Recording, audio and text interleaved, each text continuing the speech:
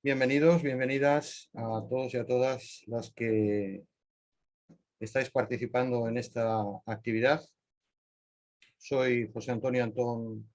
miembro de la Asociación Solidaria Internacionalista Entre Pueblos y colaborador con la Fundación Instituto de Estudios Políticos de Valencia, dedicada a la promoción de actividades que contribuyan al desarrollo de la libertad, la igualdad y la justicia social.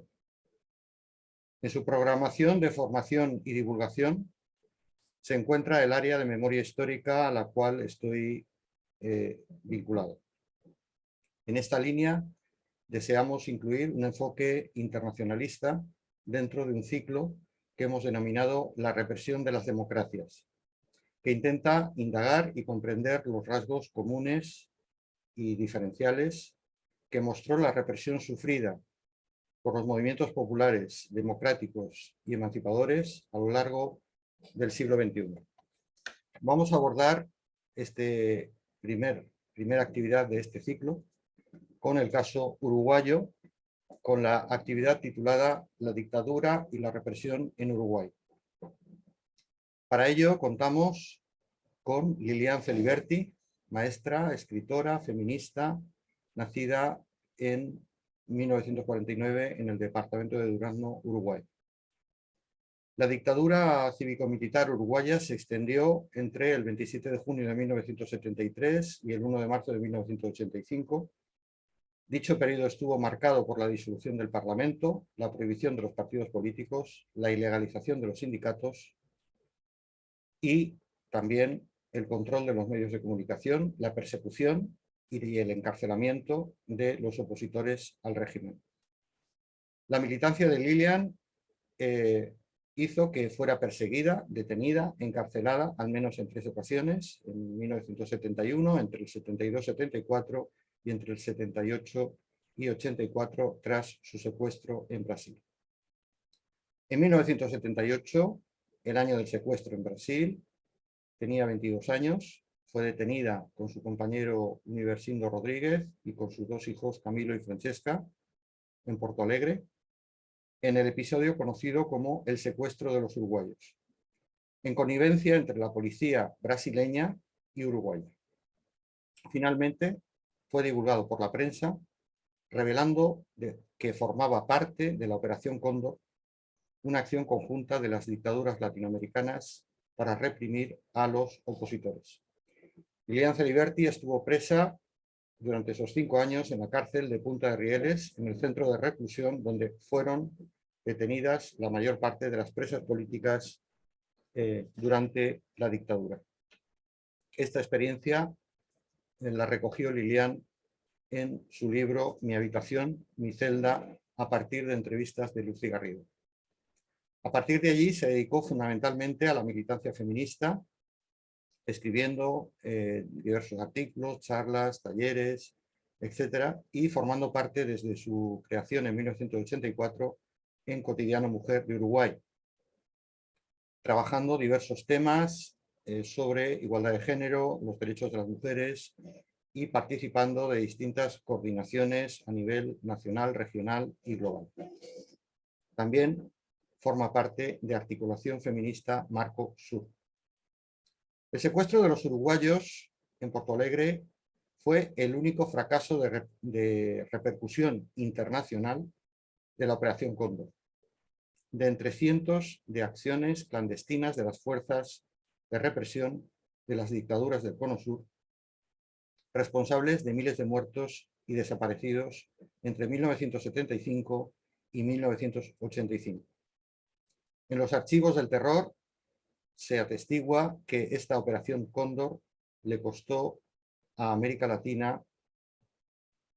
50.000 muertos, 30.000 desaparecidos y 400.000 presos. Queremos recordar a los asistentes y a las asistentes a esta actividad que está habilitado el chat del Zoom para poder hacer preguntas y que la duración prevista aproximadamente será de unas 2 horas en total de la actividad, aproximadamente. Y también queremos recordar que la próxima actividad de este ciclo de la represión de las democracias estará dedicado a Argentina. Quiero acabar la presentación de Lilian con un extracto breve de su libro Mi habitación, mi celda. Dice así: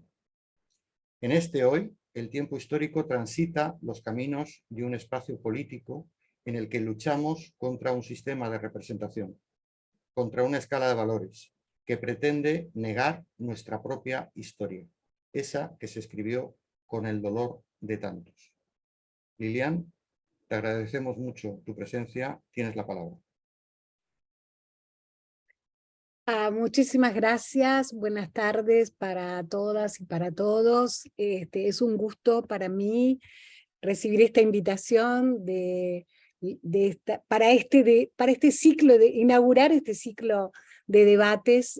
sobre Uruguay, y agradecer entonces al Instituto de Estudios de Valencia, pero también a Entre Pueblos, que es una organización que conozco bastante. Hemos hecho varias cosas en conjunto, diálogos ecologistas y feministas, como en 3 años, en distintos momentos, así que para mí es un enorme placer poder compartir esta tarde con ustedes con estas reflexiones. El tema es complejo, tiene muchas, porque la dictadura en Uruguay empezó mucho antes de la propia dictadura, y todas esas cosas vale la pena tenerlas presentes. Entonces voy a tratar de hacer por lo menos en 1 hora una presentación general, para después dejar abierto a las preguntas y poder profundizar en algunos puntos de las reflexiones, de acuerdo a los intereses que ustedes manifiesten. Quisiera empezar por un título, para primero compartir esta presentación general. Un momentito que quiero...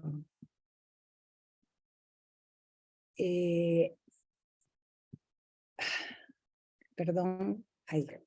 Bueno, primero, este título, El golpe de Estado más largo, es el título de un libro que se acaba de publicar, porque saben que este año se conmemora en el Uruguay 50 años de la dictadura. Entonces van a haber seguramente muchos debates y muchas reflexiones al respecto. Y este libro, me pareció interesante robar el título del libro, porque es una descripción bastante exacta de un proceso de autoritarismo social y político que en realidad comienza en 1968 en el Uruguay, justo en un entramado que podríamos decir tiene que ver con procesos económicos, sociales y políticos, donde se inserta también la rebeldía estudiantil que sacudió el mundo capitalista en el 68 y que empezó en mayo, pero en América Latina con otros orígenes y otras luchas. Se expresó también de la misma forma en el año 68. Y coincidió con la muerte del presidente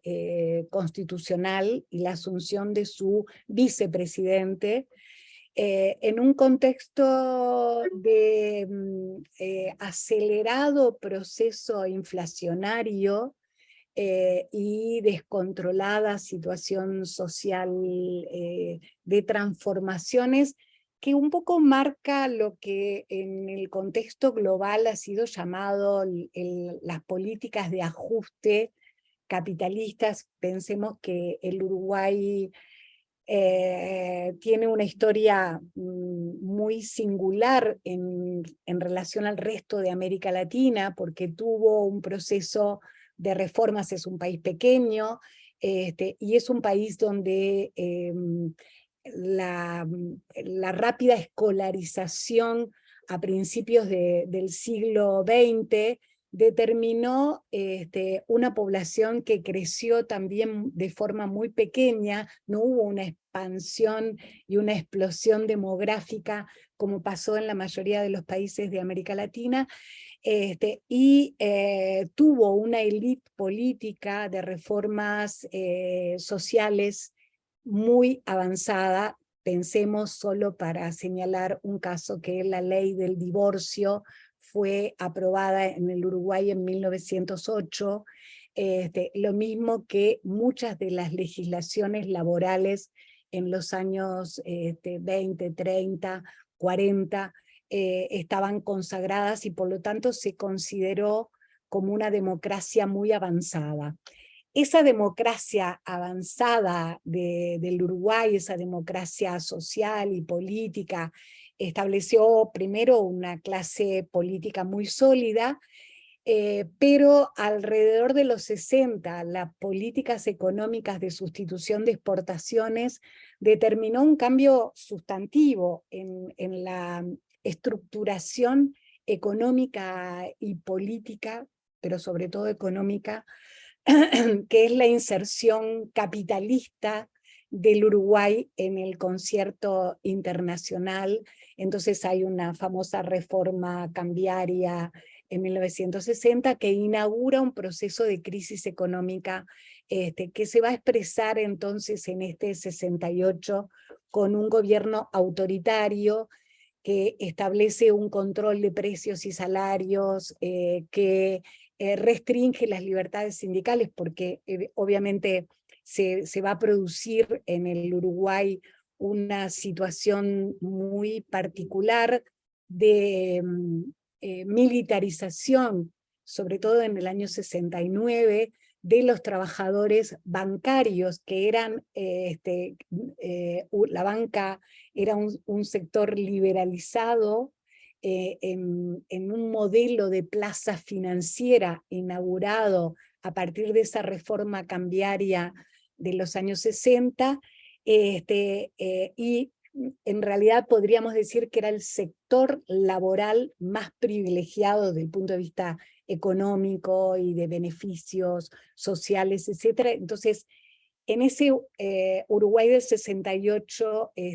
inaugura el Pachecato, lo que se llamó el Pachecato porque Jorge Pacheco Areco fue el presidente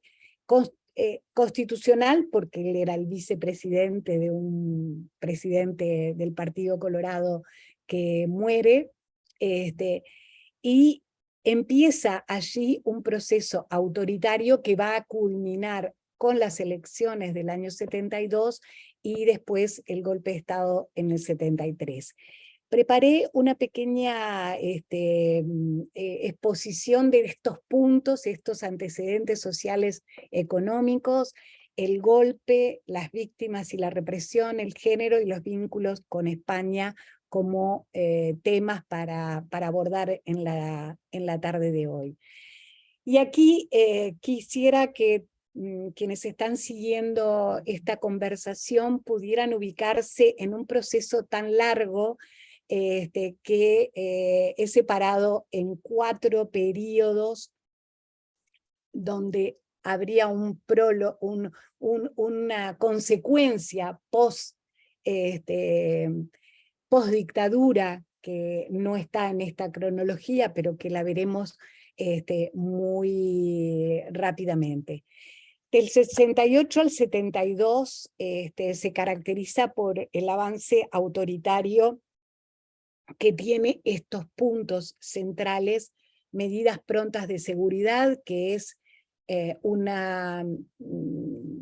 función constitucional que está dentro de la Constitución, porque en el año 66 una reforma constitucional votada que dio más poderes al Poder Ejecutivo. Este es un proceso que se da en el resto de los países de América Latina, pasar de democracias más parlamentarias a democracias centradas en los ejecutivos y por lo tanto con más poder en la capacidad de los presidentes de ejercicio, pero las medidas prontas de seguridad podían ser levantadas si el Parlamento consideraba pertinente, pero había una alianza, digamos, para mantener una situación que socialmente resultaba incontrolable. Y voy a plantear acá simplemente algunos titulares, porque no es una clase de historia, pero son titulares que es necesario tener en cuenta. Primero, las formas de gobierno, utilizar herramientas de emergencia de forma permanente, porque las medidas prontas de seguridad fueron utilizadas intermitentemente desde el año 68 hasta las elecciones, con un periodo de militarización de trabajadores donde llevaban a los trabajadores, sobre todo públicos, en masa a los cuarteles en el año 69.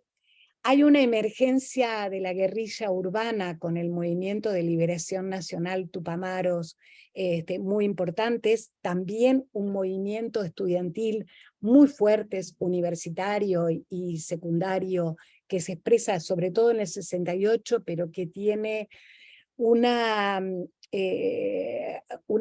conmoción social a partir de la muerte del primer estudiante que se hace en 1968, que justamente es liberarse, y después otros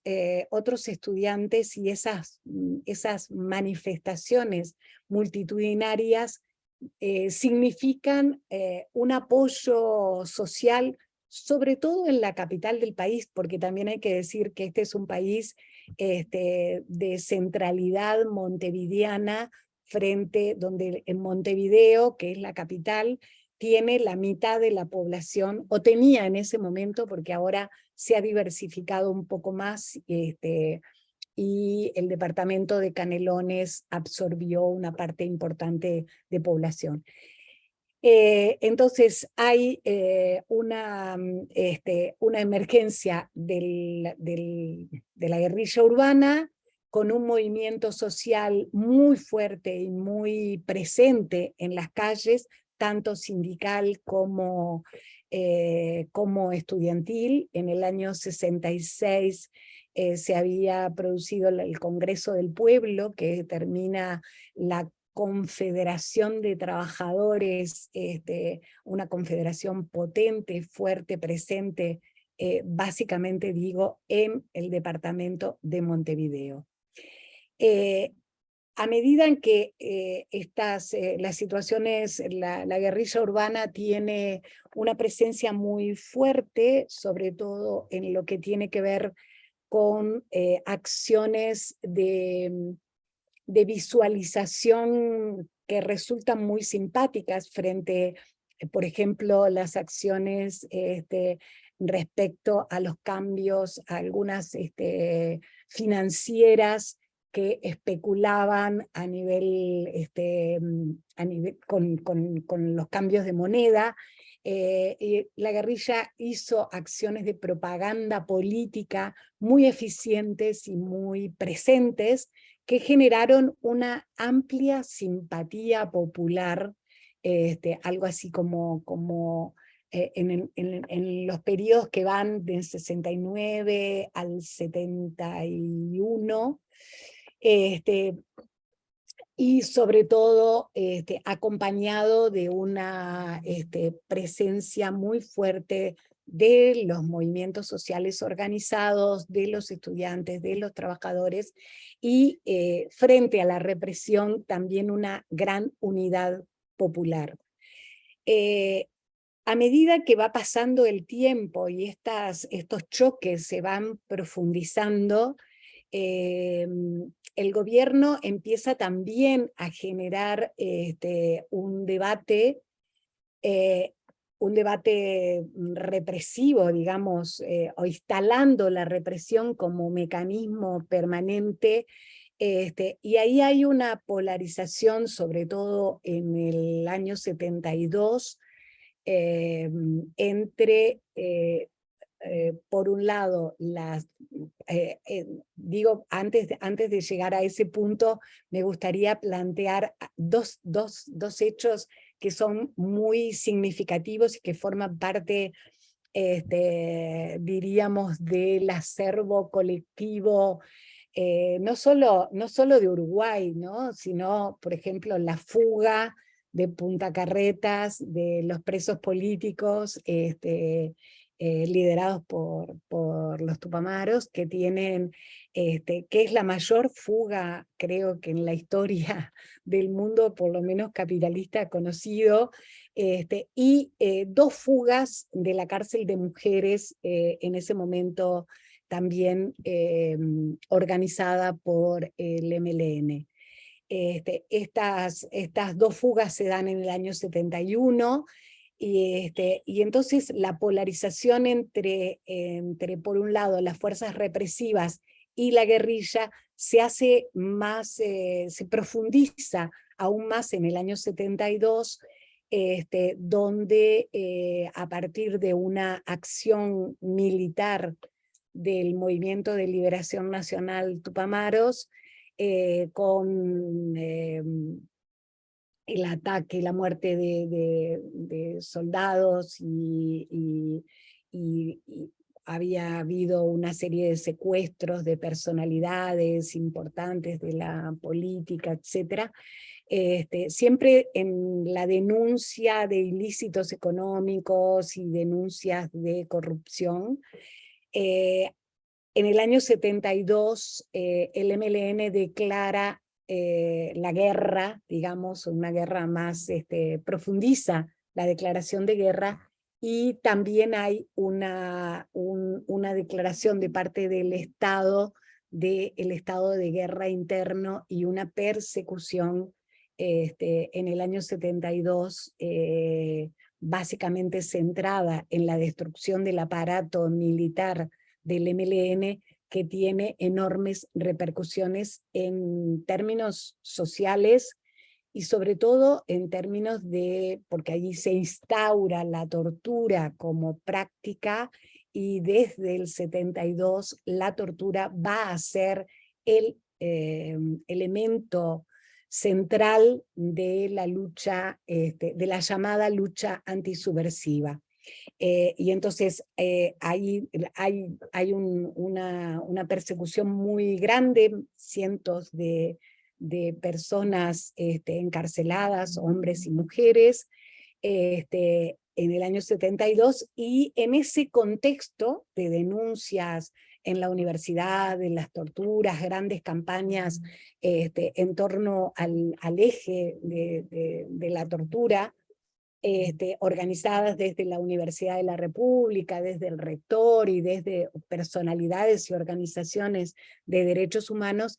En ese contexto se dan las elecciones nacionales del año 72, donde en el 71 había nacido el Frente Amplio como un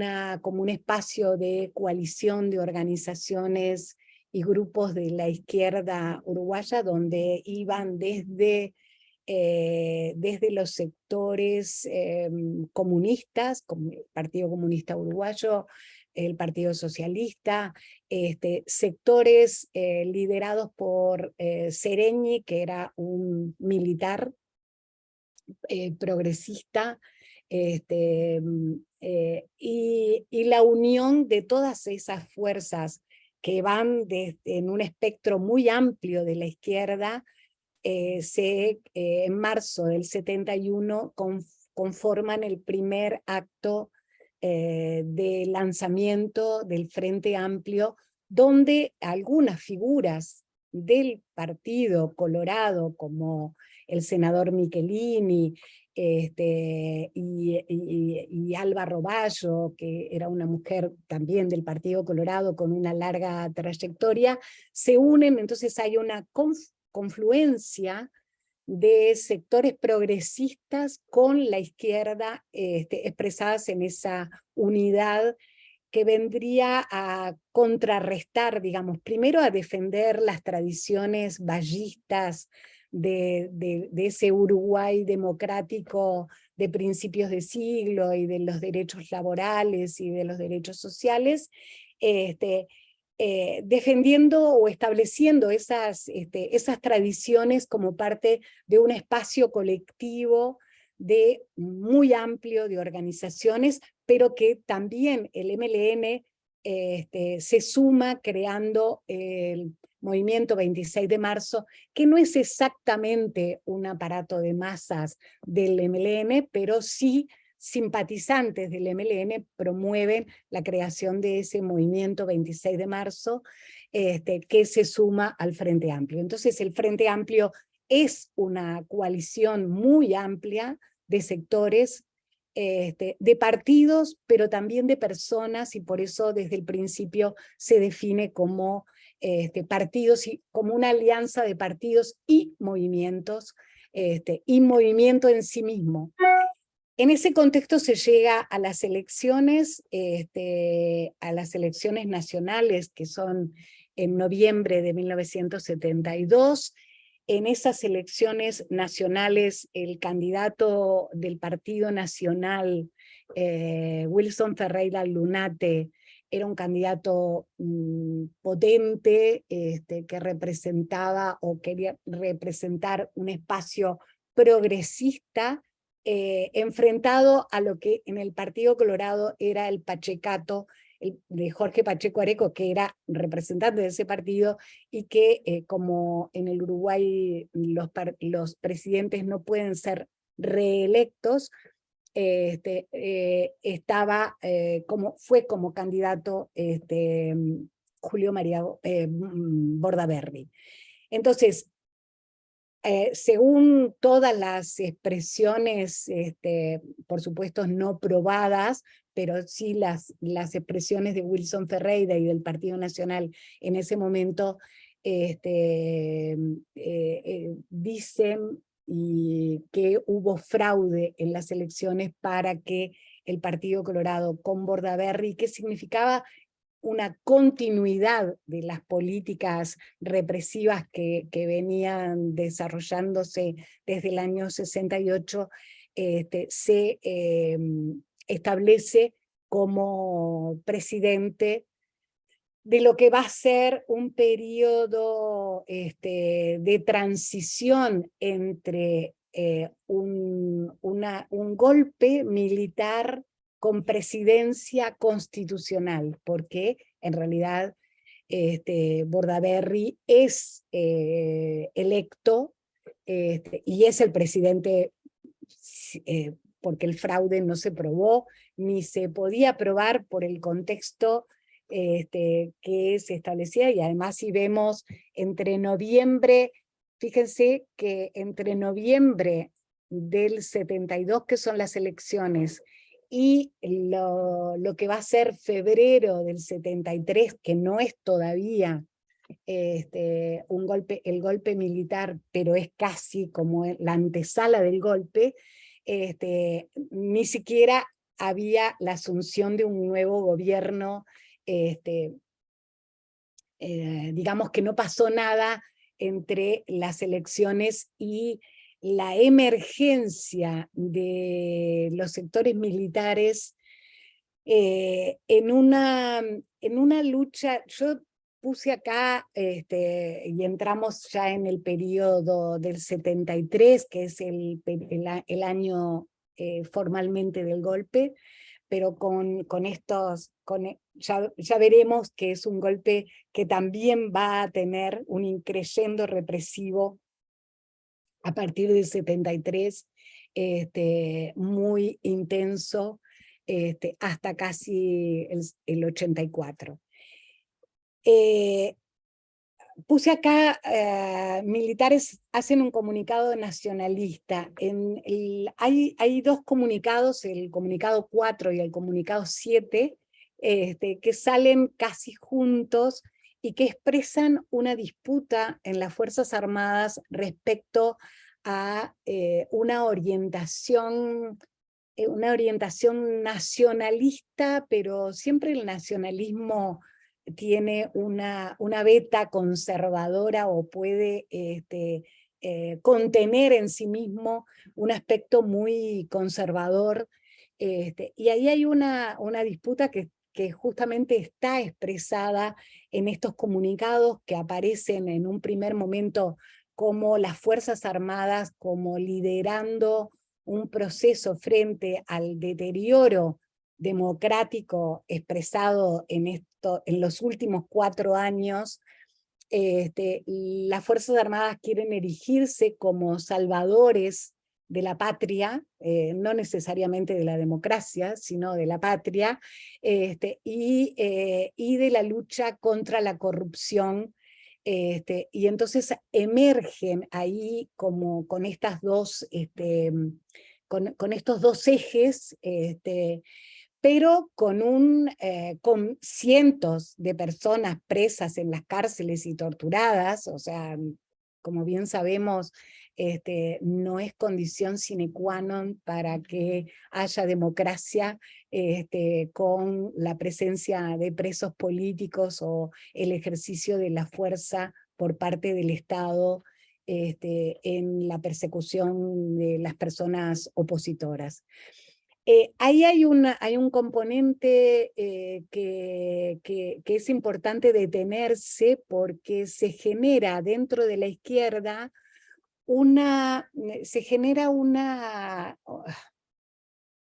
podríamos decir, una confusión al respecto de lo que fue la tradición en los años 60 de los militares peruanistas, que se llamaron, que es una corriente nacionalista, progresista, que se expresó prácticamente en Bolivia y en Bolivia y en Perú. Y entonces una parte de la izquierda aparece como, una parte de la izquierda aparece de alguna forma confundida al respecto del significado, por un lado por la falta de credibilidad en ese proceso electoral que se consideraba fraudulento del éxito de Juan María Bordaberry, y por otro lado la aparición en este momento de unas fuerzas armadas que podrían estar defendiendo algunos principios. Esa confusión reinó en algunos sectores de la izquierda, no en el grupo central del Frente Amplio ni en Líber Seregni, seguramente porque él era militar y conocía muy bien la interna de las disputas internas adentro del ejército. Y podríamos decir que si hubo alguna confusión dentro de las Fuerzas Armadas, en realidad hubo un rápido triunfo de las fuerzas anticomunistas y de la asunción de una doctrina nacionalista, de una doctrina represiva, que en realidad estaban las cárceles llenas y la tortura seguía siendo el elemento central. Y muy rápidamente, estamos hablando de esto de febrero, y el golpe de Estado se hace el 27 de junio, o sea que apenas pasan unos meses, en la cual estas fuerzas militares adquieren poder, convencen y llegan a la disolución del Parlamento, antes precedido por un debate de juicio político a un senador de izquierda, que termina siendo, entonces ahí hay como un elemento que calcula las fuerzas posibles, porque ese senador es enjuiciado, y de alguna manera es una antesala del golpe militar que se va a dar con la disolución del Parlamento el 27 de junio del 73, donde rápidamente se legaliza tengo que decir que ya había sectores de izquierda. La Federación Anarquista Uruguaya fue ilegalizada en el año 70, otros grupos de izquierda también fueron ilegalizados en ese momento, y había, o sea, en el momento de las elecciones nacionales había sectores políticos de izquierda proscriptos e ilegales de las elecciones del 72. Aquí lo que se va a dar en el 73 es una ilegalización de la Convención Nacional de Trabajadores, que es la CNT. La orden de captura de 52 dirigentes sindicales de primera línea, los dirigentes máximos de cada una de las ramas de actividad que se nucleaban en la CNT, y una huelga general de 15 días que es parte de la resistencia organizada importantísima, pacífica, no armada, que se da en el país. Y para eso es necesario tener en cuenta que el aparato militar del MLN había sido derrotado en el año 72 y prácticamente quedaban algunas células que seguían siendo detenidas en el 73, en el 74. Mucha gente salió al exilio a la Argentina a fines de ese año, del 73, y esto va a ser muy significativo para lo que pasa después, para la Operación Cóndor, y bueno, y se inserta en lo que fue el proceso dictatorial en Argentina, que tiene su máxima expresión en el 76, pero que ya empieza antes la persecución a los militantes. De hecho, en el 75 hay varias acciones de parte de la policía y militar uruguaya actuando en Buenos Aires. Pensemos que Buenos Aires y Montevideo son capitales muy conectadas, tradicionalmente conectadas, con una gran presencia social, cultural, una vinculación muy directa. Entonces, es muchos dirigentes sindicales, personas de la cultura, porque ahí en el año 73 hay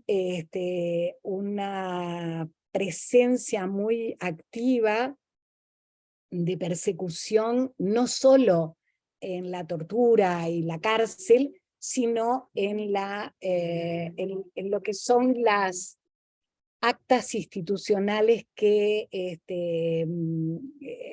limpian, entre comillas, el aparato de Estado, sobre todo básicamente en la educación, porque hay una intervención de la universidad y muchos docentes, hombres y mujeres de todas las ramas de actividad intelectual, son eliminados de las plantillas del Estado, o sea, como perseguidos o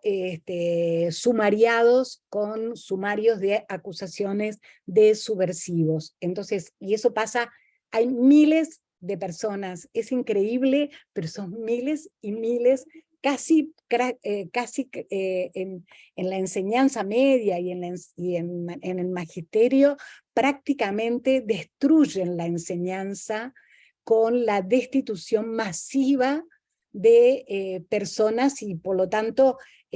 personas con gran tradición, digamos, educativa, porque el Uruguay fue en realidad un país de una enorme proyección en lo educativo, con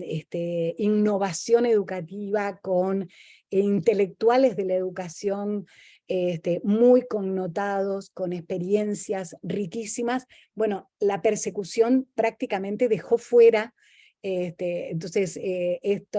las personas tenían que trabajar, yo qué sé, vendiendo libros por su cuenta, o en un kiosco, y muchas personas salieron al exterior expulsadas por falta de trabajo, porque estaban sumariados y por lo tanto perseguidos, no podían trabajar necesariamente en otro lado. Entonces, en este periodo del 73 se consolida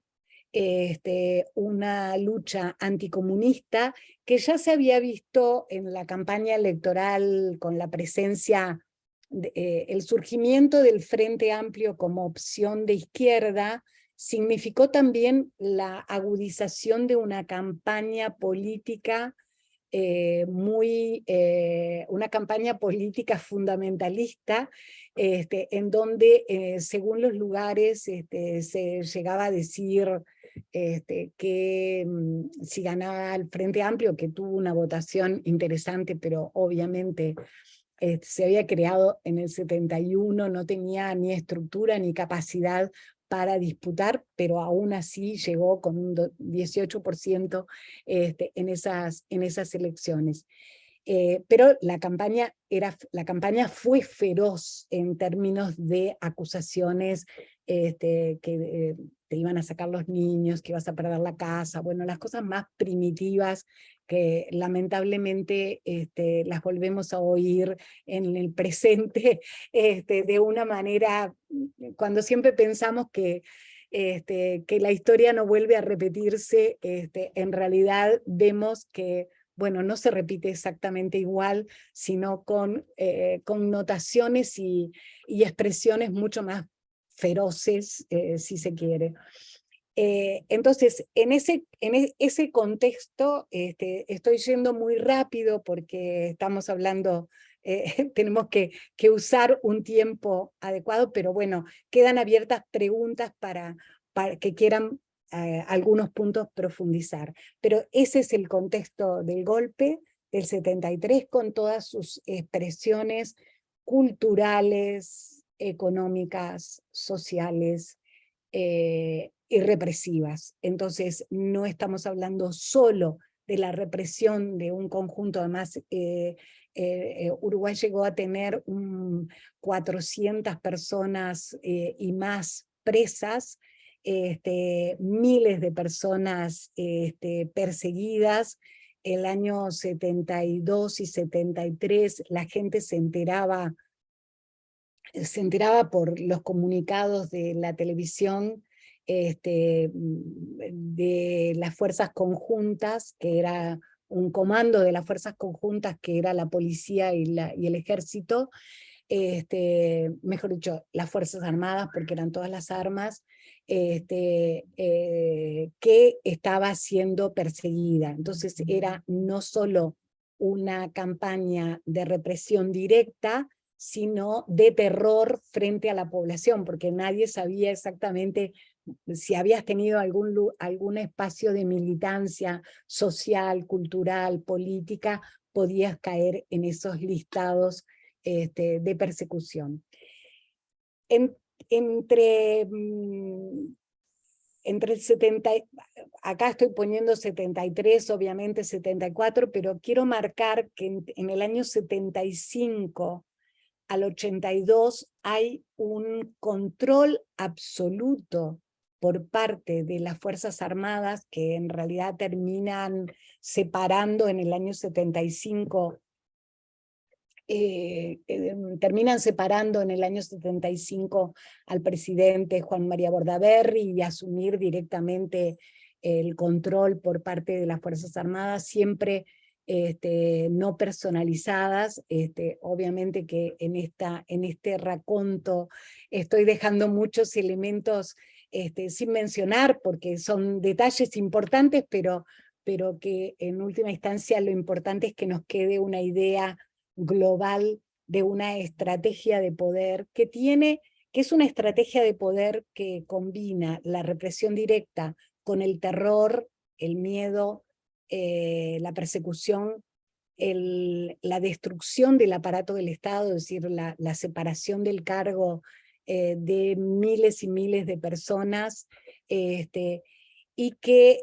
en esta persecución en el año 75 se caracteriza por la represión directa al Partido Comunista, que era un partido de masas muy amplio. En el Uruguay, a diferencia de otros países de América Latina, es un partido que tiene una presencia una presencia muy significativa en espacios de opinión pública, en la cultura, en los escritores, en los poetas. Es decir, es un partido que tiene como esa presencia muy capilar a la sociedad. Y entonces la represión y la represión masiva que se hace en ese momento a los militantes comunistas y sindicalistas marcan una inflexión porque aparecen en ese momento una profundización de la tortura. Por supuesto, estamos diciendo, la tortura se aplica desde el año 72. Sin embargo, es en el 75 donde hay lugares de tortura que son catalogados de infierno y empieza a usarse la desaparición por periodos. Acá hay se marca desde el 68 un progresivo control de las garantías constitucionales para la detención, donde las personas después de 48 horas tenían que ser pasadas a juez, etc. Bueno, todo eso desaparece y particularmente en el año 75 hay momentos de desaparición de meses donde las familias buscan a sus familiares por los cuarteles sin tener absolutamente posibilidades de llegar, entonces, de llegar a tener información. En ese periodo empiezan a haber muchas muertes en tortura. Hay como muchos episodios en el año 76, marquemos algunos, como la Elena Quinteros, que es detenida en el 75, que sale supuestamente a un encuentro con un contacto de su organización. Ella pertenecía al Partido por la Victoria del Pueblo, y organiza en su cabeza una huida, ingresa a la Embajada de Venezuela diciendo su nombre, y es un episodio que termina con la ruptura de relaciones entre Venezuela y Uruguay.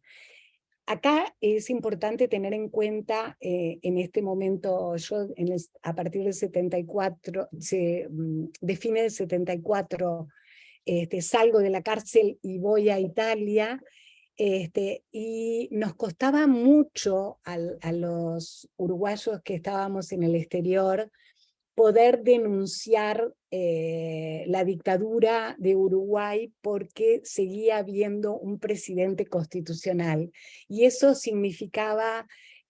tener como muchos elementos,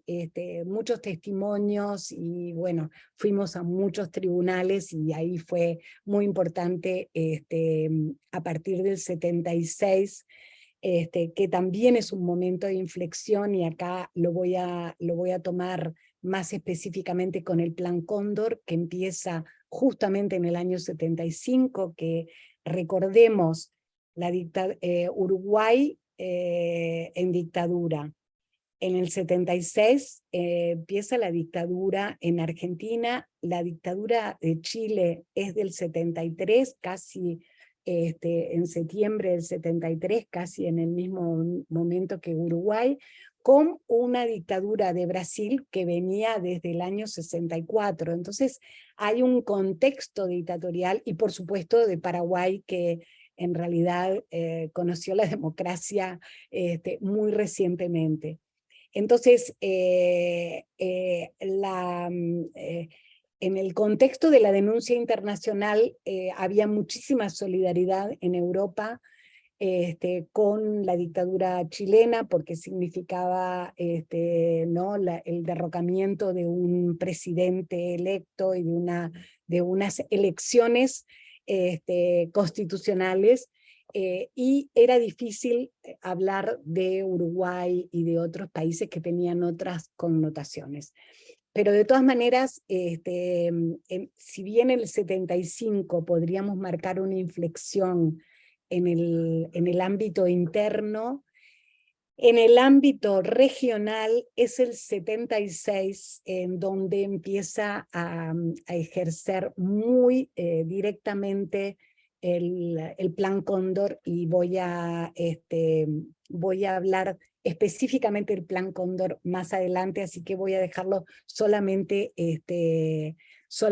anotado. El Plan Cóndor se va a extender, en realidad, en ese momento nosotros no le llamábamos, no teníamos elementos para llamarle Plan Cóndor,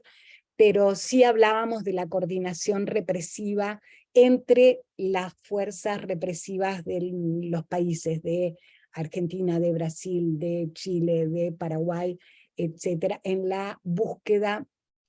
y el asesinato de dirigentes políticos en la región. Ahí hay una situación muy singular en lo que tiene que ver con la dictadura uruguaya, con el asesinato de Michelini y de Gutiérrez Ruiz, un ex senador y el ex presidente de la Cámara de Representantes de Uruguay, que se produce en Buenos Aires, y toda la represión ilegal. ¿Qué significa? Ilegal quiero decir que todo es ilegal, pero me refiero a la desaparición forzada como herramienta de destrucción masiva, y casi como de genocidio, y esa doctrina de la seguridad nacional que se expresa es una doctrina anticomunista,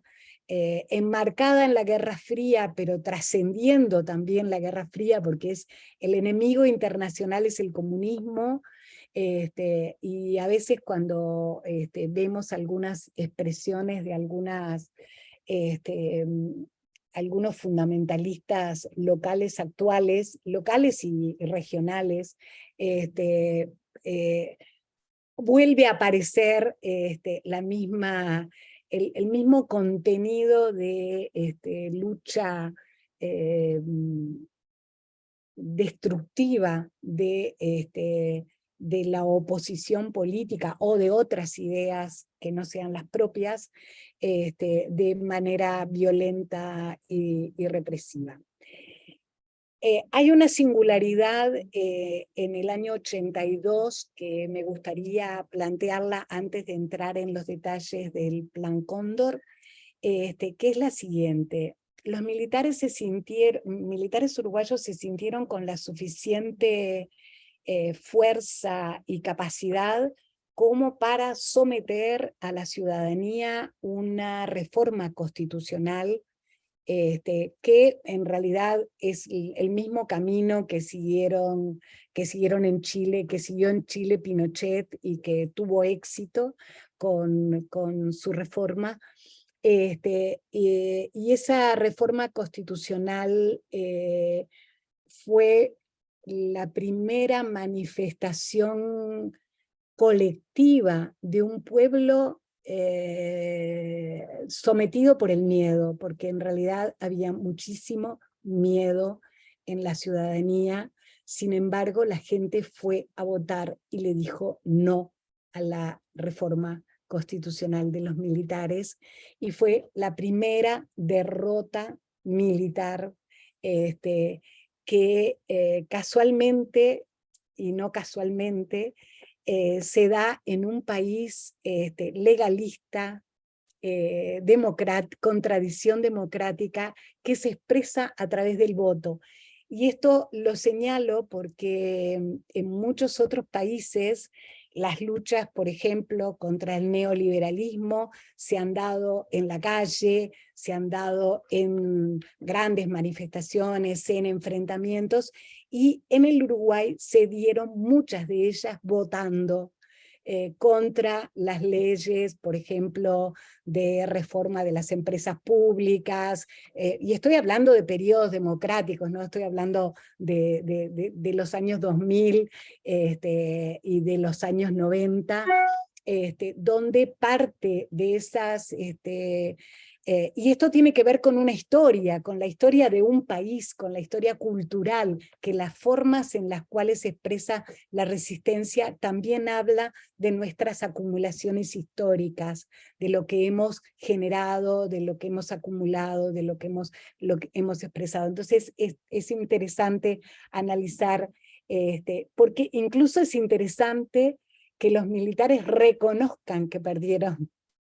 las elecciones. Eso resulta como muy singular. En otros países no hubiera pasado que los militares que tienen el control absoluto en el año 82 del poder pudieran reconocer, reconocer su propia derrota. Entonces, a partir del año, de esa derrota del 82, empieza a erosionarse la omnipresencia dictatorial en el Uruguay. Y es muy interesante cómo el 1 de mayo del 83 los sindicatos vuelven a salir a la calle, hay una represión importante, pero sin embargo el 83 es un año muy significativo en la lucha antidictatorial, porque se empiezan a generar nuevas organizaciones, porque la Convención Nacional de Trabajadores, la CNT, estaba proscripta. Entonces los trabajadores crean el plenario intersindical, por eso hoy se llama, la Central de Trabajadores se llama PIT-CNT, Plenario Intersindical de Trabajadores, para recuperar la lucha antidictatorial, y la CNT para recuperar la historia de la organización sindical anterior. Entonces, el año 83, bueno, hay un debilitamiento del poder militar, empiezan los partidos políticos a negociar una salida. Seregni, me olvidé de señalarlo, que en los 15 días de huelga general, el último día, el 9 de julio, es detenido el general Seregni, que pasa, y la cúpula, digamos, parte de la cúpula del Frente Amplio, y Seregni, que era el líder, el candidato que había sido el candidato a la presidencia, pasa 10 años en la cárcel. En este momento, en el 83, todavía aparecen los partidos movilizados, pero hay unas elecciones internas de los partidos políticos, empieza a plantearse, hay un momento muy significativo a fines de ese año, que es el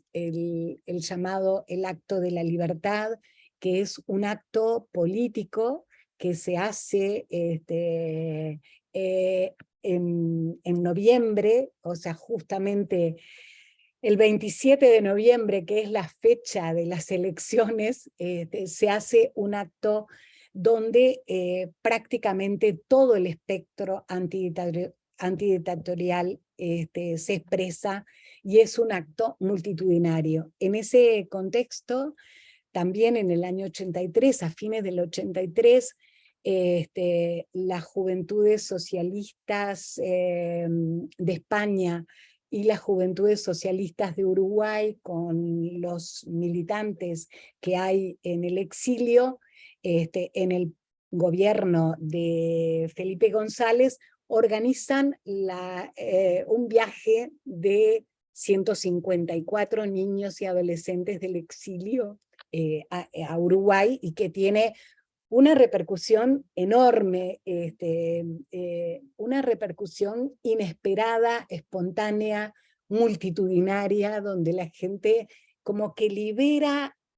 todos los años de tensión, todos los años de miedo, a través del saludo a esos niños. Fue una cosa inolvidable, emocionante, inolvidable. Y en ese contexto, en el año, a principios del 84, después de ese acto multitudinario, un poco los militares empiezan a ver que no tienen condiciones de contener, de seguir conteniendo la dictadura. Pensemos que llevaban del 73, o sea, llevaban 10 años de presencia absoluta, con un país empobrecido, con un país atrasado, con un país con enormes problemas de todo tipo, culturales, políticos, sociales y represivos. Y entonces empiezan a dar estas conversaciones que terminan en lo que se llama el Pacto del Club Naval, donde se acepta ir a unas elecciones con la proscripción del Frente Amplio y de el candidato, porque creo que lo que todos los partidos opositores que no eran el Partido Nacional o que no eran del sector wilsonista, tenían terror a Wilson Ferreira Lunate, que además había sido en el exterior, porque él también fue perseguido en Buenos Aires, escapó de casualidad, pudo zafar del momento que lo iban a ir a detener junto con Michelini y con Gutiérrez Ruiz, y pudo salir al exterior. Entonces fue un combatiente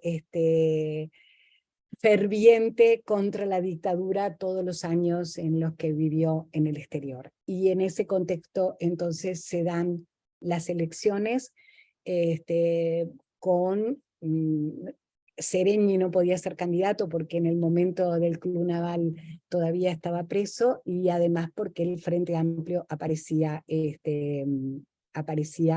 como, como un partido proscripto.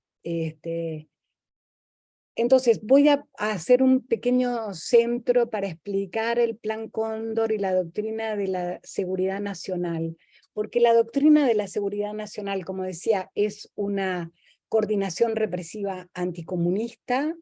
que a partir del golpe de marzo en Argentina, puede actuar de una forma regional, porque ya estaba Chile, ya estaba Uruguay, ya estaba Brasil, entonces actuar en una persecución que tiene como eje esta persecución anticomunista, que identifica a los líderes populares, porque estamos hablando de que Wilson Ferreira Lunate no era un hombre que viniera de la izquierda, ni tenía ideas, por supuesto tenía ideas progresistas, era un demócrata, pero no era un comunista o un socialista, ni tenía otros proyectos, digamos, de cambio anticapitalista del país. Y sin embargo, esta doctrina de la seguridad nacional coloca el eje en la lucha anticomunista, pero en una forma muy amplia, identificando toda forma de toda forma de ejercicio democrático que escapara al control absoluto del poder. Entonces ahí en ese marco se da el asesinato de los dirigentes políticos, no solo en el caso concreto de Uruguay, hemos identificado justamente porque es el Mar Michelini y Héctor Gutiérrez Ruiz, representan un signo. De hecho, el 20 de mayo es anualmente la fecha de lucha popular contra la desaparición forzada, y tiene que ver con el 20 de mayo, que es la fecha del asesinato de estos dos líderes políticos. Me interesa resaltar aquí un cambio en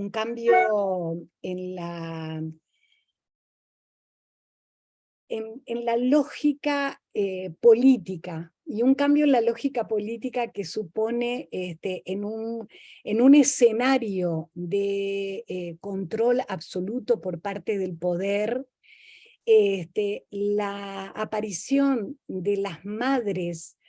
como actoras políticas enfrentadas a la dictadura es un hecho muy significativo en el escenario de lo que es considerado política, ¿no? Es decir, es una ampliación de la política como espacio de representación de intereses colectivos,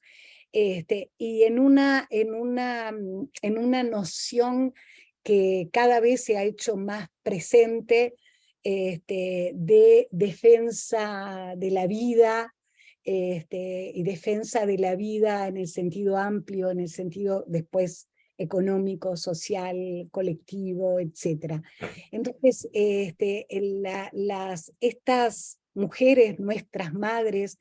las que protagonizaron la búsqueda de los desaparecidos, las que hoy protagonizan en México, caminando por el desierto en la búsqueda de huesos, que es la cosa más conmovedora y dolorosa que podemos pensar, ¿no? Ser alguien que en la búsqueda de sus hijos, hermanos, padres, etcétera, camina en el desierto recogiendo huesos para identificar a sus desaparecidos. Esta lucha tiene un significado muy importante, por supuesto tiene un emblema en lo que fue la represión de Argentina, de la cual no voy a profundizar ahora porque sé que ustedes van a profundizar en la próxima sesión sobre la dictadura en Argentina, pero que es el pañuelo blanco, las mujeres en la Plaza de Mayo, pero que también en el caso de Uruguay tiene que ver con las madres llevando, las madres, los padres, los familiares, atendiendo a los miles de presos propios y ajenos, porque había muchos compañeros que eran del interior, la cárcel de Libertad. Libertad es increíble, ¿no? Porque nadie entiende que una cárcel se llame Libertad. No, la cárcel no se llamaba Libertad. Libertad se llama el pueblo donde fue construida la cárcel, la prisión política de varones, inaugurada en el año 73, donde hicieron confluir a todos los presos políticos,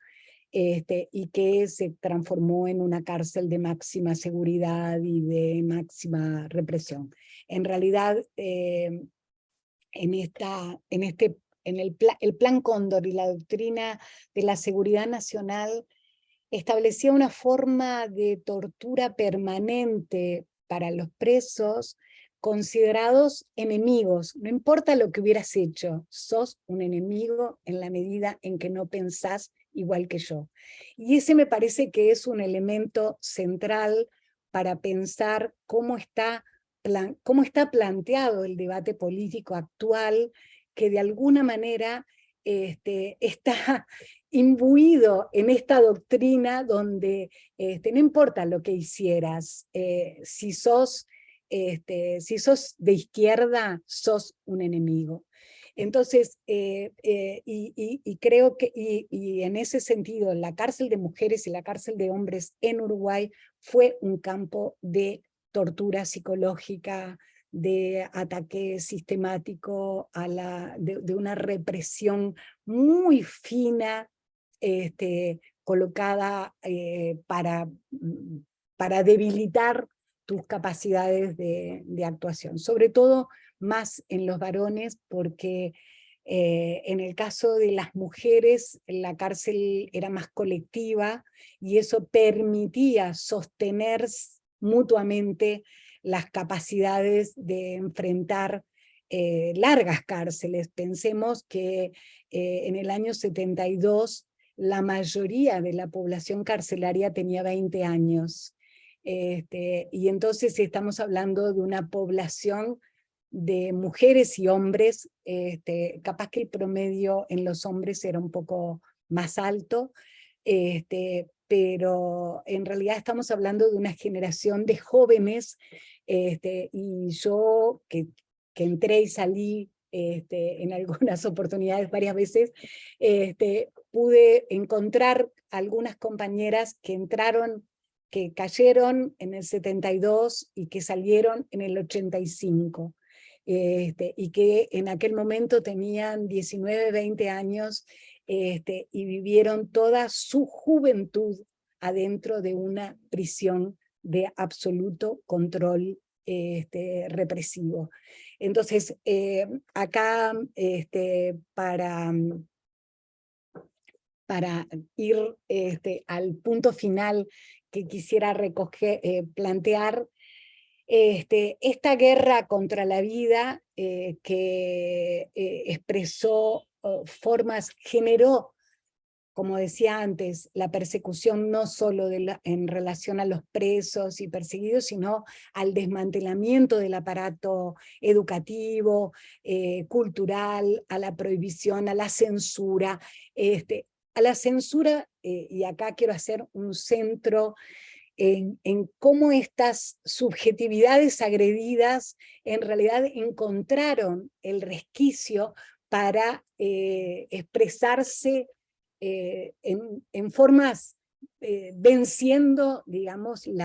venciendo el terror, el miedo, y en particular, en particular los cantautores, aún perseguidos, tenían, yo qué sé, canciones y músicas y el carnaval, formas de contrabandear acciones colectivas y mensajes colectivos. Y yo creo que no hay ninguna dictadura en ningún lado que haya sido capaz de silenciar absolutamente a la gente. O sea, creo que eso tenemos los humanos, que tenemos una vocación de libertad y una capacidad de imaginar formas subversivas de expresar sentimientos colectivos, de ponerlos en común, etcétera, que me parece que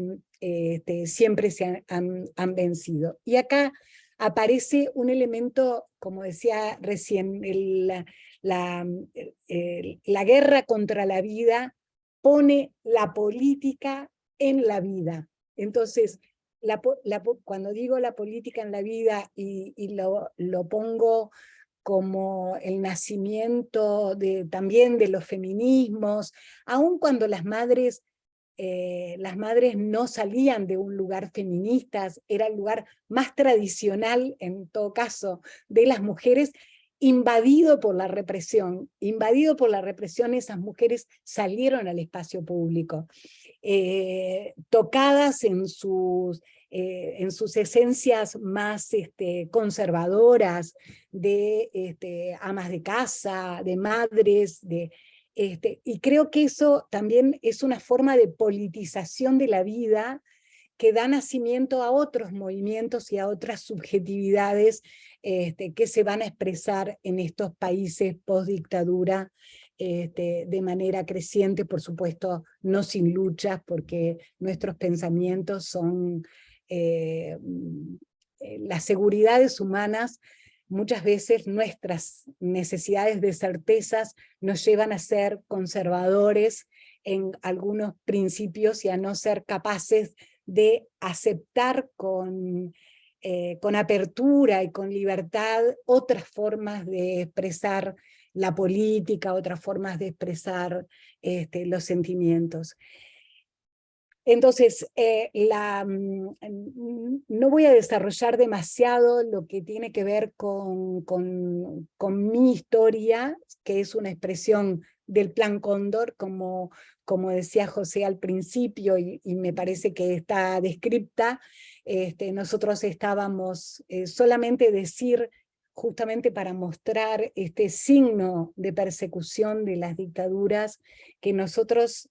Universindo, yo y otros compañeros, fuimos a Brasil desde el exilio europeo, yo estaba en Italia, Universindo estaba en Suecia, otros compañeros estaban en Francia, y nos instalamos en el marco de una campaña que definimos como Secretariado Internacional de Justicia por la Amnistía en Uruguay, el CIJAU, que era un aparato con algunos juristas franceses, italianos, etcétera, que ayudaban a expresar esta causa de libertad y de democracia. Y fuimos en ese marco pensando que Brasil estaba en el final de la dictadura, pensando, no, sabiendo que había una campaña del presidente Carter de Estados Unidos en el año 78 planteando la necesidad de romper estos círculos militares que ya no permitían la expansión capitalista que se necesitaba del libre mercado, de otras formas que podemos tener ahora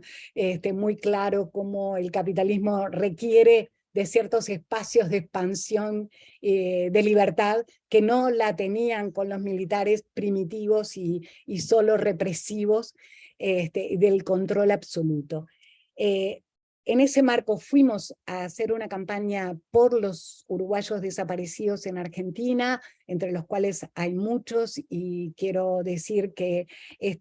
cuando hablo de cuerpos torturados, de guerra contra la vida, pensemos en el ejemplo de la apropiación de niños que se da en la dictadura argentina y que nosotros tenemos, bueno, el caso en este momento están pasando una película de Sara Méndez,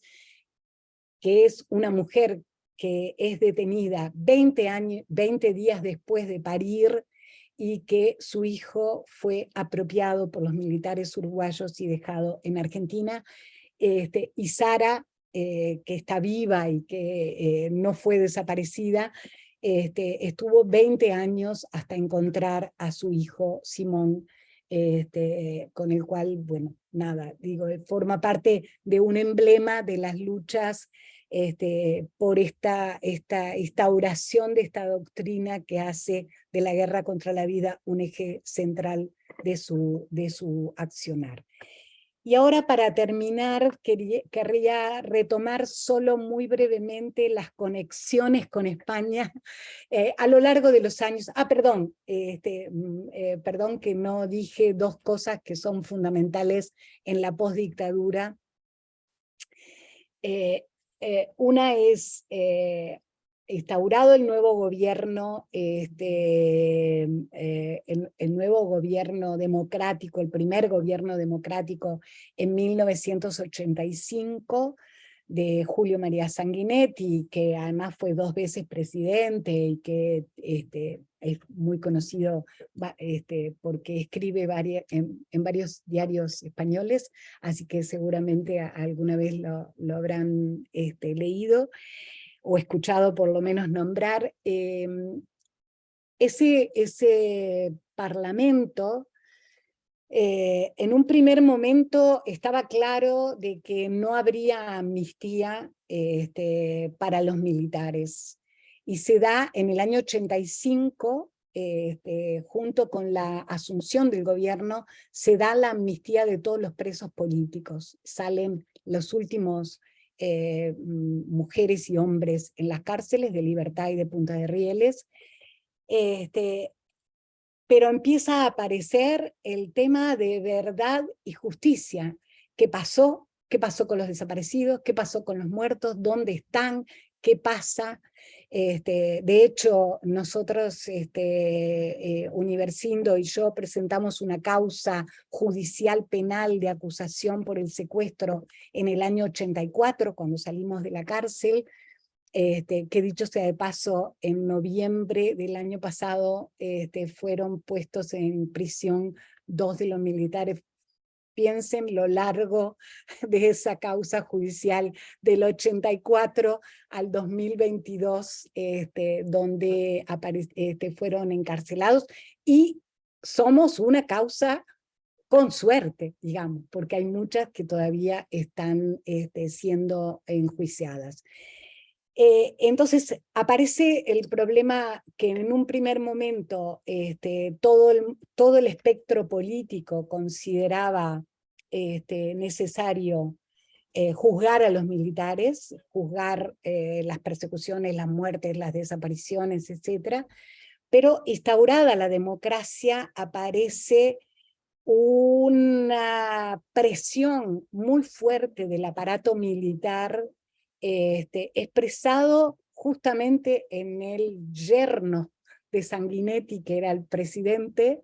que además era el comandante en jefe de las Fuerzas Armadas en ese momento del país democrático, que presiona para que las causas no se investiguen. Y en ese marco, los partidos políticos tradicionales, Partido Nacional y Partido Colorado, generan un engendro institucional llamado Ley de la Caducidad del Estado, que es sacarle al Estado su capacidad punitiva y de investigación, y consagrar, en realidad solo por no llamarle ley de amnistía para los militares, porque sonaba demasiado, es ley de la pretensión punitiva del Estado, de la caducidad de la pretensión punitiva del Estado, una cosa, un conjunto de palabras intraducibles para el conjunto de la población, y donde en realidad vuelven a instaurar el miedo a los militares como eje de la aprobación de esa ley, que en realidad es una ley que en el año que plebiscitamos para derrocarla en el año 89, y las fuerzas sociales progresistas perdimos absolutamente, ¿no? No pudimos derrocar, no pudimos sacarnos esa ley, y fue muy difícil en todo el proceso hasta hoy, y eso ha determinado que en estos, en todos los gobiernos democráticos, incluidos los gobiernos democráticos del Frente Amplio, los temas de juicios a los militares fueran digamos, controlados apenas, y ha sido como, eso mismo ha generado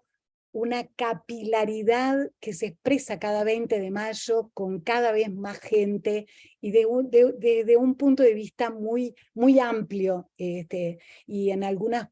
de estas batallas con una gran presencia juvenil, a pesar de no haber vivido la dictadura ni conocerla muy profundamente.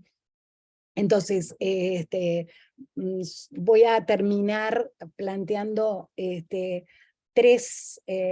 hechos de la vinculación de la dictadura con España.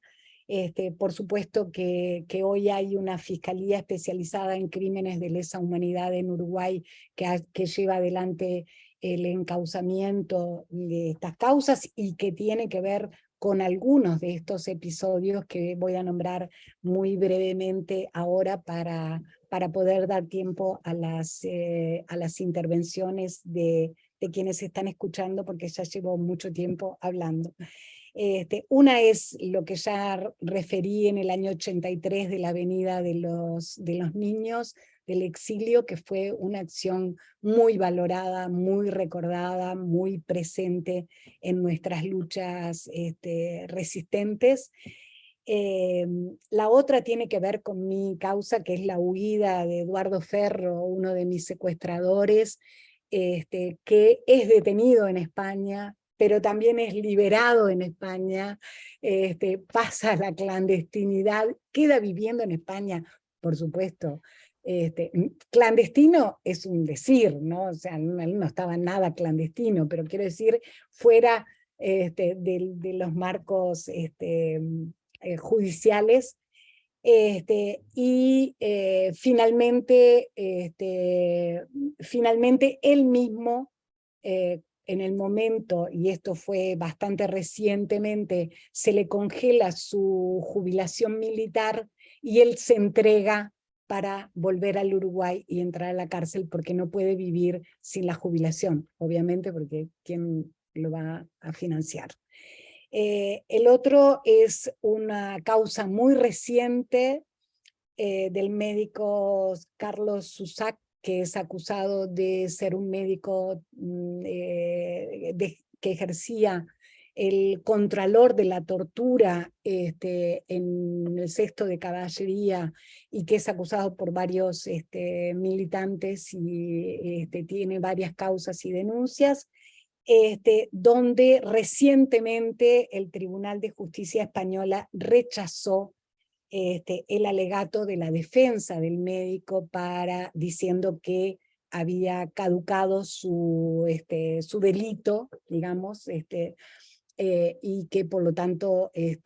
no podía ser extraditado, y sin embargo se le dio el caso de extradición y está a la espera de volver a ser juzgado en Uruguay.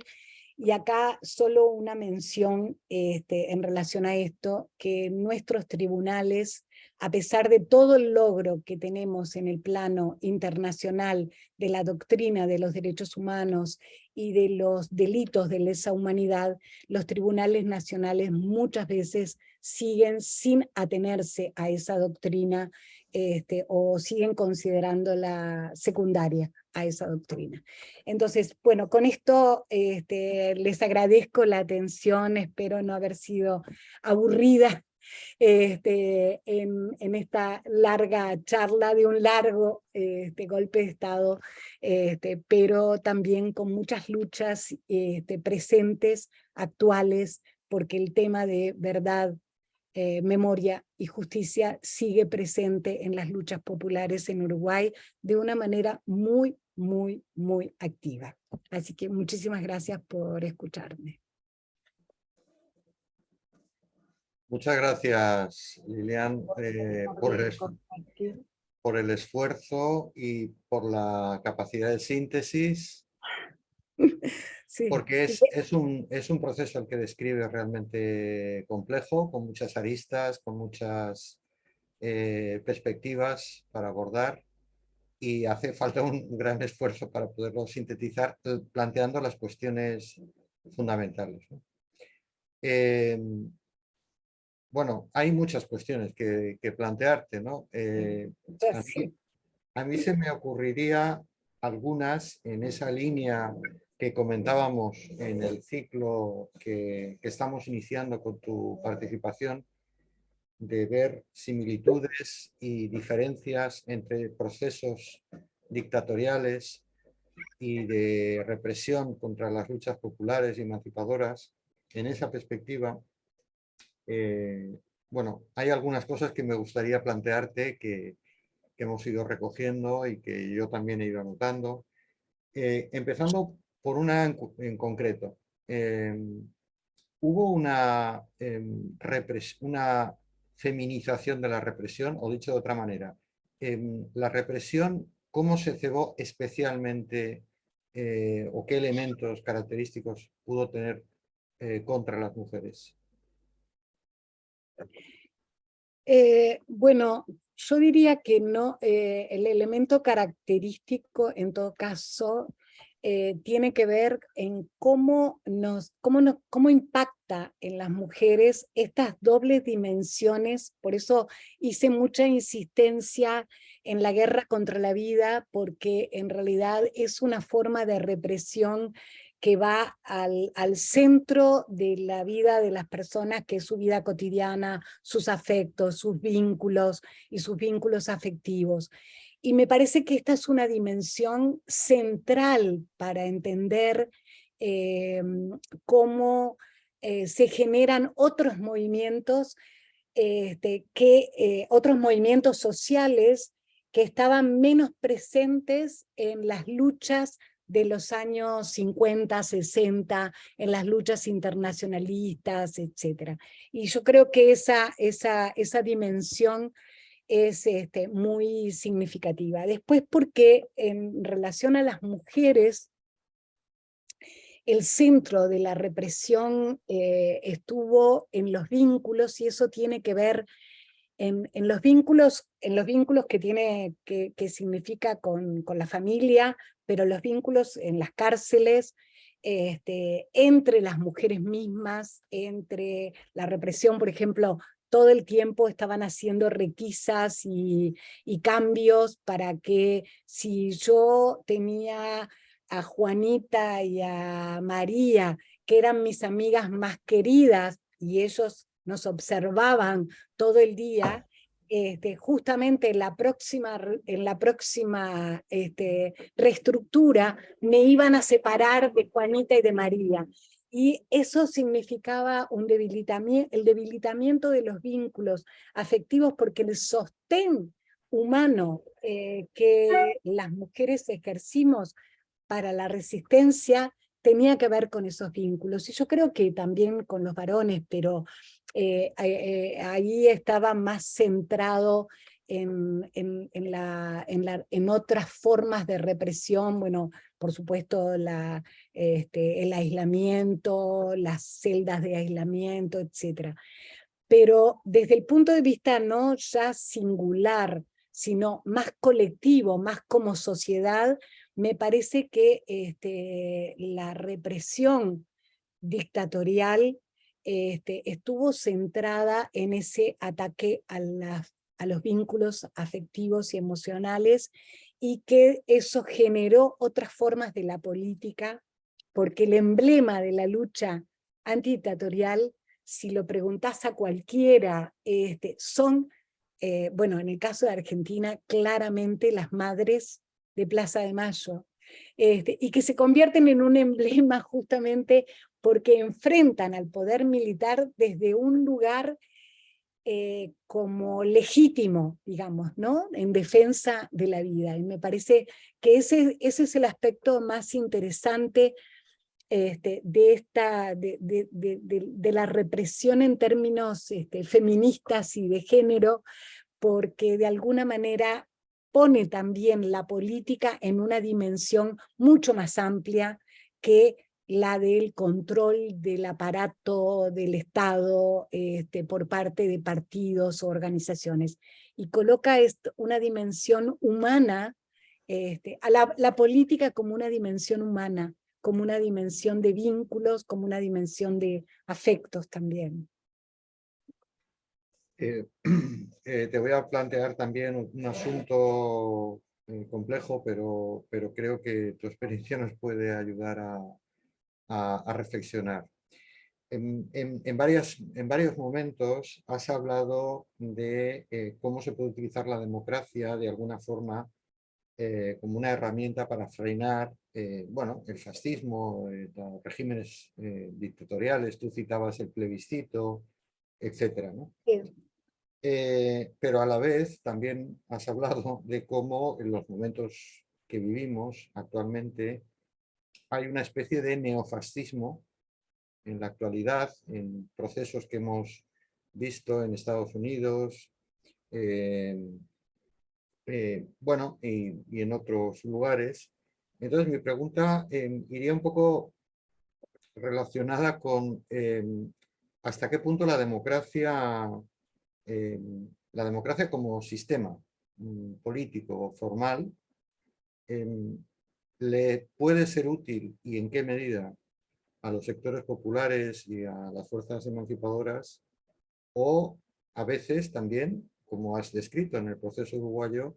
la democracia puede ser útil precisamente para lo contrario, es decir, puede ser útil para imponer sistemas autoritarios. Entonces, ¿hasta qué punto la democracia y de qué manera, como sistema político, liberal, etcétera, puede influir en un sentido o en otro? Sí, yo creo que no podemos separar las formas constitucionales de gobierno, como es la democracia de partidos, etcétera, de una cultura relacional democrática, que me parece que en todo caso, y por eso acá quiero hacer dos salvedades. El fenómeno de Bolsonaro se da en un país que tiene una tradición absolutamente, una tradición racista desde el origen, que tiene que ver con la presencia de una descendencia de esclavos muy fuerte. Entonces, no es la misma estructura del Uruguay, por ser un país más pequeño, pero sobre todo porque en realidad lo que quiero decir es que hay dos corrientes que explican la presencia de fundamentalismos que tienen que ver con el deterioro del debate público. Y yo creo que lo que hoy estamos asistiendo como peligro para la democracia cualquiera, formal, es justamente el deterioro de los términos del intercambio, donde las posverdades aparecen como elementos donde yo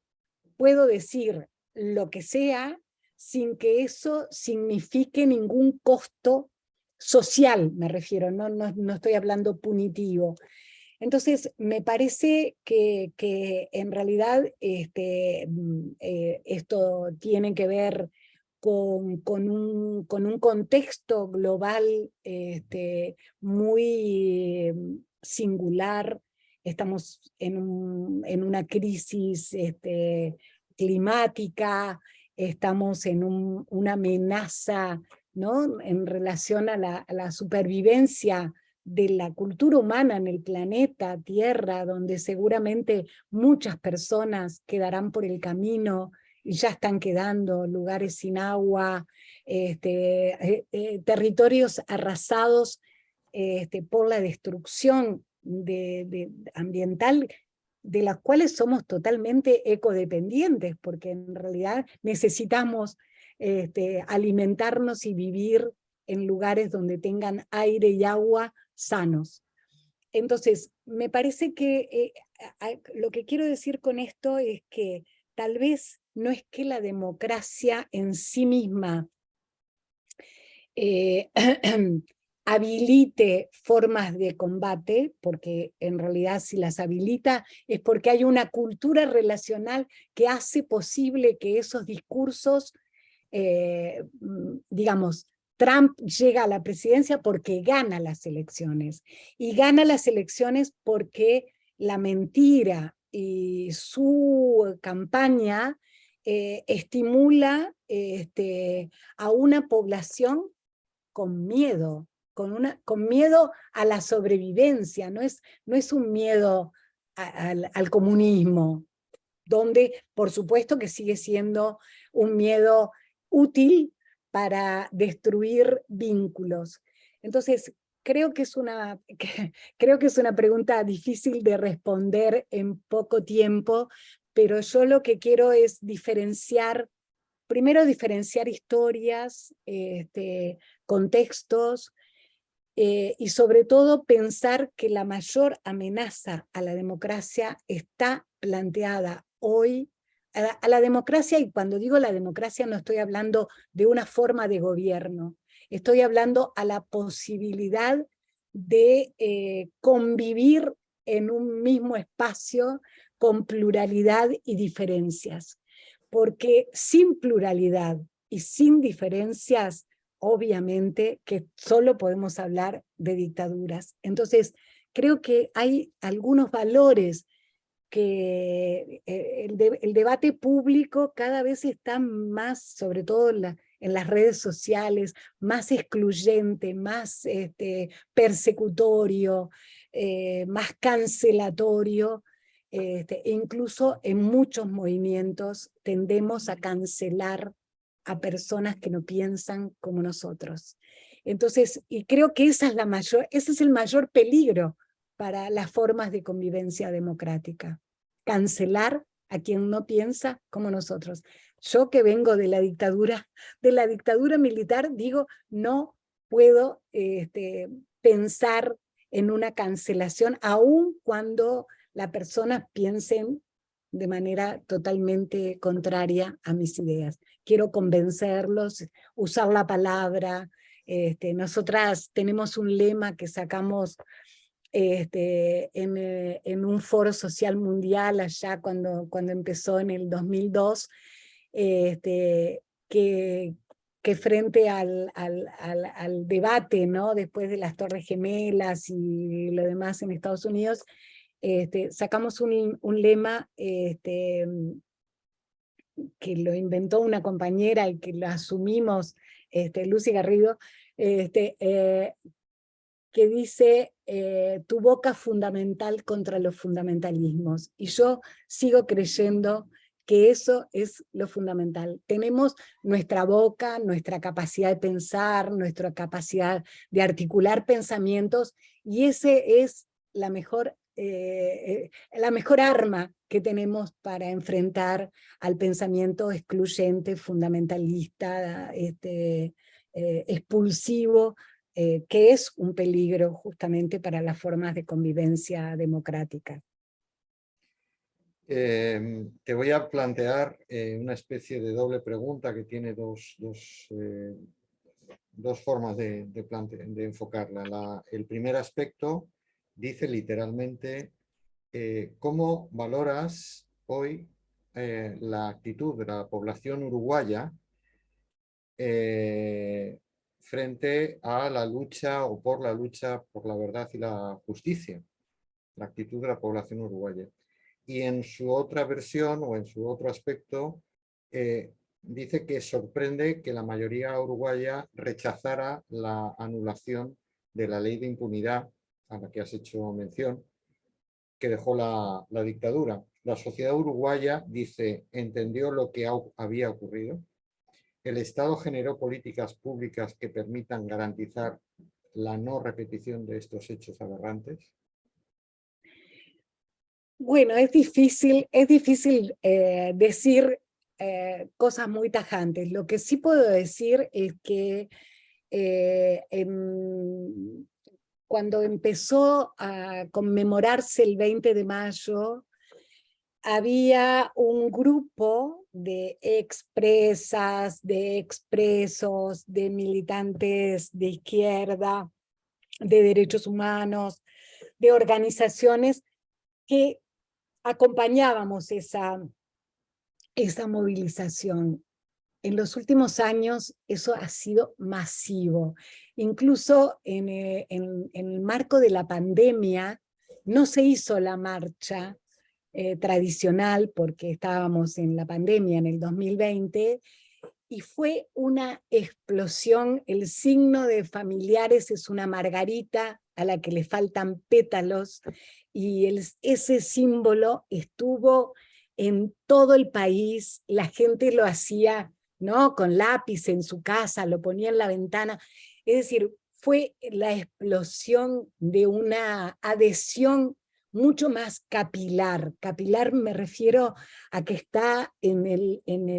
más en la expresión individual de las casas, la gente hablando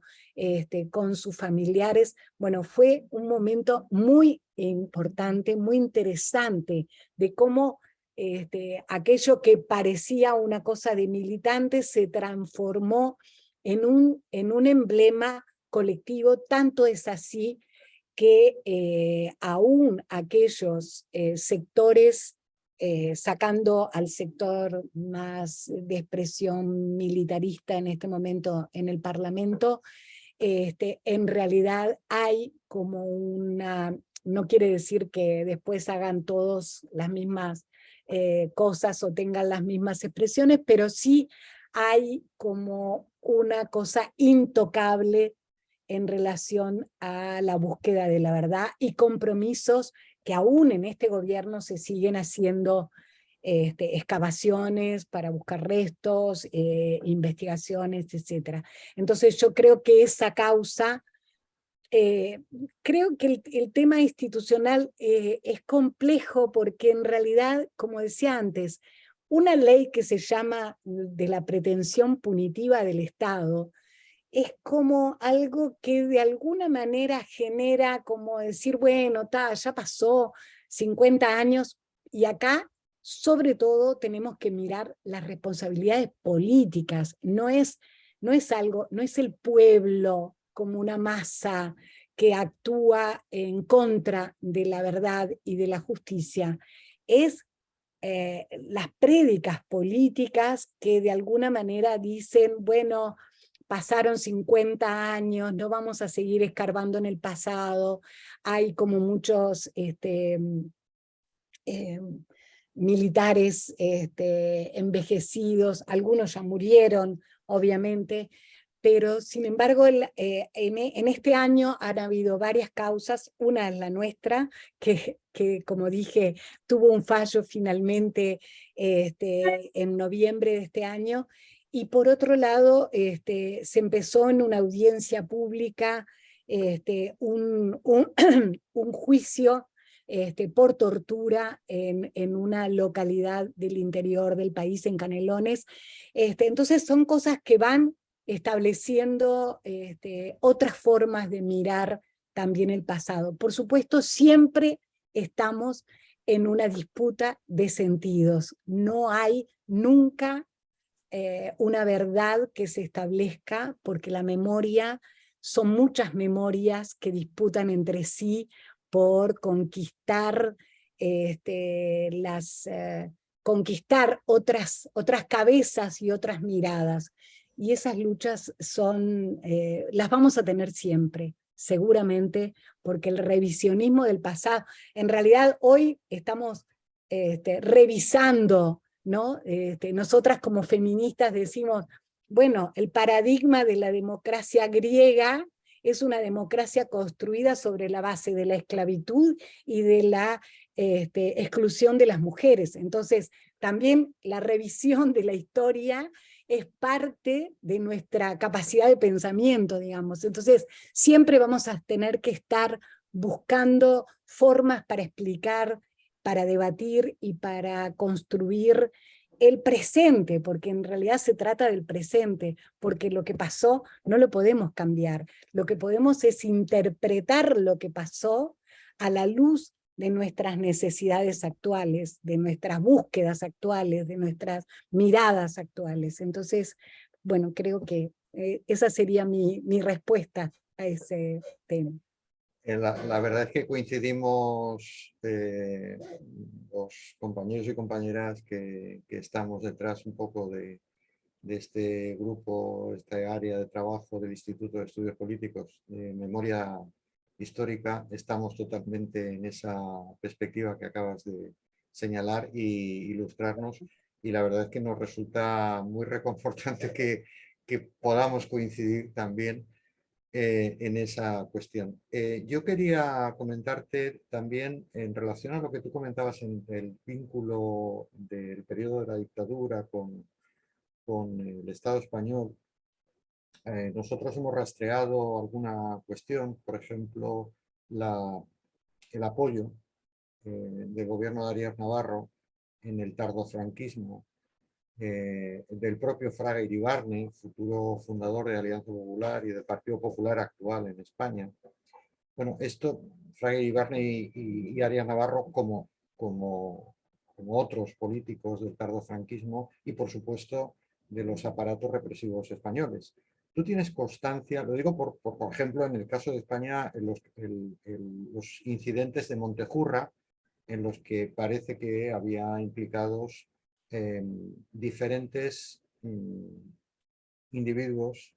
que procedían precisamente de América Latina, de los aparatos represores de América Latina, que fueron utilizados por el Estado español en aquella época tardofranquista, precisamente para una acción punitiva, ¿no? Bueno, el Partido Carlista, había una ala liberal, otra mucho más conservadora, entonces hubo incidentes, muertos, etc. ¿Tú tienes constancia no solo del refugio en España de torturadores, represores uruguayos, sino de participación en la represión en España de estos individuos? Yo no tengo, porque tampoco me he buscado la información al respecto, pero sí podríamos decir que en términos generales ha habido una circulación de los círculos represivos entre países, y así como existió el Plan Cóndor, hay algunas redes internacionales mucho más fuertes de presencia, no en vano. Los sectores, bueno, acá en el Uruguay hay sede del PP, ¿no? Y hay actos y presencias organizadas a nivel político, me refiero, pero ya digo, yo no he investigado nunca la presencia represiva o de represores, más allá de saber que una parte de los represores han buscado justamente el exilio en España por razones de cercanía cultural también, diría, ¿no? Y porque están más protegidos por la distancia que en Argentina o en cualquier otro país de América Latina. Pero la verdad que no podría decir otra cosa más allá de la circulación de los represores en sus propios circuitos de poder de uno y de otro país, y bueno, la presencia acá en Uruguay, los ejércitos se entrenaron en Brasil y aprendieron de las torturas y de Brasil, de la dictadura de Brasil, pero también se entrenaron en Estados Unidos y en otros países, o sea que eso no me resulta extraño. Creo que todos sabemos que esa circulación forma parte de los circuitos del poder. Pues bueno, no queremos abusar mucho más de ti. Sí. Son 2 horas de trabajo y de esfuerzo. Me voy a despedir con unas palabras que acaban de llegar al chat. Yo creo que son adecuadas. Una compañera de Entre Pueblos de Alicante que dice qué palabras tan motivadoras, qué necesarias, la pluralidad, las diferencias y la diversidad para convivir y resistir con respeto y siempre con alegría. Sí. Con estas palabras de esta compañera nos vamos a despedir de ti. Una vez más, muchísimas gracias por tu participación. Sé que forma parte también de tu visión de la acción social y de la acción política hoy en día, y yo creo que son fundamentales. Bueno, Y, y, seguramente. Muchas gracias. y quisiera recordar al resto de los participantes del acto bueno, que este es el inicio de un ciclo. Ya se irá anunciando el futuro caso, futura sesión desde la memoria histórica internacionalista, que va a ser Argentina, precisamente de la que hemos estado hablando en varias ocasiones. Muchas gracias, Lilian. Bueno, gracias a ustedes, muchísimas gracias por la atención y espero no haber sido aburrida para Para hacer nada, esto una reflexión para colectiva. nada. Muy Muchas bien. gracias, un gusto participar y un abrazo para la gente que conozco de Entre Pueblos, que siempre me siento muy cercana de Entre Pueblos. Adiós a todas y a todos. Hasta la próxima y nada, a cargar pilas y a seguir un poco en la línea de lo que hemos estado hablando. Hasta pronto. Hasta pronto, hasta pronto.